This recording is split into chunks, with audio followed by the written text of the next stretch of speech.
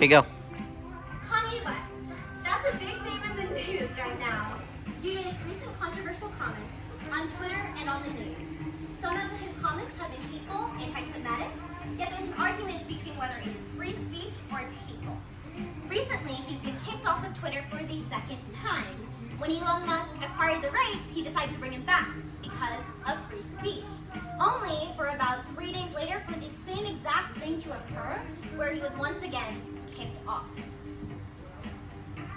Either way, whether you agree with him being on this platform and being able to spread his message or not, he's currently being canceled. Due to social media's prevalent presence in today's society, it is now faster than ever to receive news, whether that be related to politics or the latest gossip with celebrities, with them getting a divorce. Information is now everywhere. I'm sure all of you have stumbled upon a trend of canceling a prominent figure. Cancel culture is a form of ostracism of a public figure or a company when they have done something considered offensive. Today I want to tell you why. In today's society, cancel culture is a significant problem. Due to online bullying, it doesn't bring about social change, and it creates an intolerance for other people's beliefs. To start, online bullying. It is easy to bully someone through a screen because you can't see who's behind the screen, so you feel like you have a mask to cover who you are and what you think. So it's easier to go out of the box and say more offensive things because you don't feel like you'll ever be caught.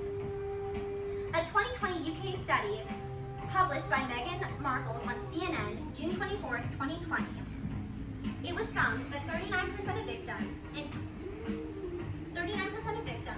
and 29% of them showed signs of PTSD from being canceled. People who have had careers have seen them end because of comments they've said years ago. They've been fired over jokes. Sometimes they're just misunderstandings. Examples of this today recently is the case course of Johnny Depp and Amber Heard. I remember seeing in the news in the very beginning that Johnny Depp was a victim, and then suddenly now it's more of Amber Heard. People keep switching sides and jumping on the bandwagon to cancel someone without having all the information or facts at hand. They just go with the flow and what they see other people doing without actually researching the situation themselves. Another example is with Taylor Swift. In 2016, there was a scandal where she was called a snake. She was bullied in the music industry over a misunderstanding of a phone call where part of the audio was leaked, not the entire story. 2 years later, the entire audio was leaked. And it was found that she was actually the victim and she was telling the truth.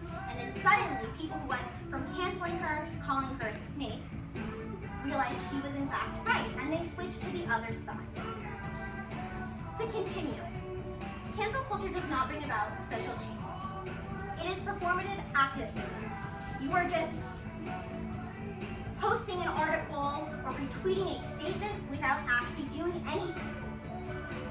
There's a lot of shaming and blaming, and there's not enough advocating. People are not focused on educating others, they just want to cancel them. Barack Obama has said on October 30th, 2019, "Man, you see how woke I was? I called you out. That's not activism. That's not bringing about change. If all you're doing is casting stones, you're probably not going to get that far, and it's easy to do." Furthermore, it creates an intolerance for other people's beliefs. According to Stephen Metz, a Cal Poly San Luis Obispo professor, December 16, 2019, some members joined because they fear being canceled themselves. People want to go in with the crowd and they're not always going to share their actual opinion or belief because they don't want to be canceled for being controversial or on the other side. It's people just jumping on a bandwagon without actually researching. In a democratic society, it creates an intolerance for other people's opinions. It pushes this narrow-minded narrative. Loretta Ross in New York Times, August 17, 2019 said, "Sometimes it's just ruthless hazing.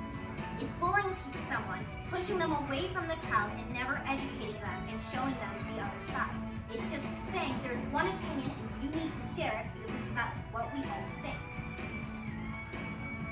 In conclusion, next time when you're online and you see the latest information or scandal, remember to actually research the situation and form out your own opinion before jumping on with what other people are saying. These are people with real lives behind the screen, and it's not productive to spew hate on social media or online that the majority would never say or how they would ever behave in person because they're hiding behind a screen.